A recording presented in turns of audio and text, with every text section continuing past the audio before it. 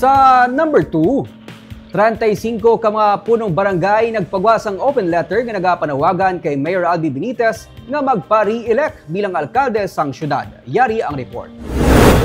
Wala pa sang final decision kag announcement nga ginpagwa si Mayor Albi Benitez sa iyang mga plano sa 2025 elections. Ining suno kay punong barangay sa distrito nga spokesperson sang alkalde. Gani na sorpresa siya sa hinyo sa open letter sa mga punong barangay. Pero ini ang gina-consider kag ginarespeto ni Mayor Albi suno pa kay distrito. Wala pa gani, muna gani ang ginasurpresa ni Mayor because wala pa man sa nakahimo desisyon.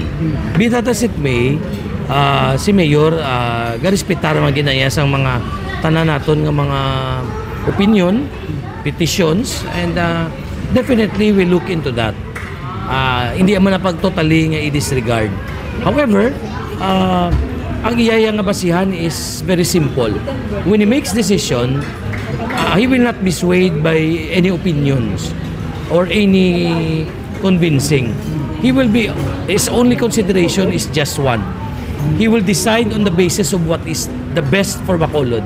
What he can do for Bacolod, nga kung sa diin mas makaayo para sa pamumuyo sa syudad sa Bacolod. Si distrito ang isa sa 26 ka mga punong barangay nga wala nagperma sa petisyon sa pagpati nga mas nagakaangay nga hulato ng alkalde nga mag-anunsyo sa iyang mga desisyon.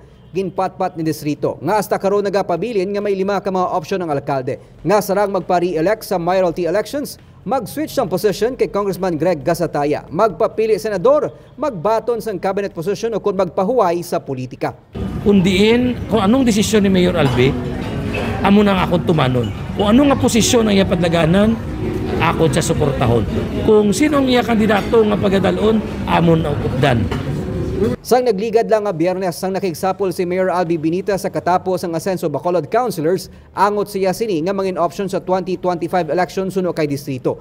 Sa Oktubre 8, ginapaabot nga dululungan sila nga maga-file sang Certificate of Candidacy matapos ang balantayan nga announcement sang alkalde. Nico Delfin para sa DG Cast Negros.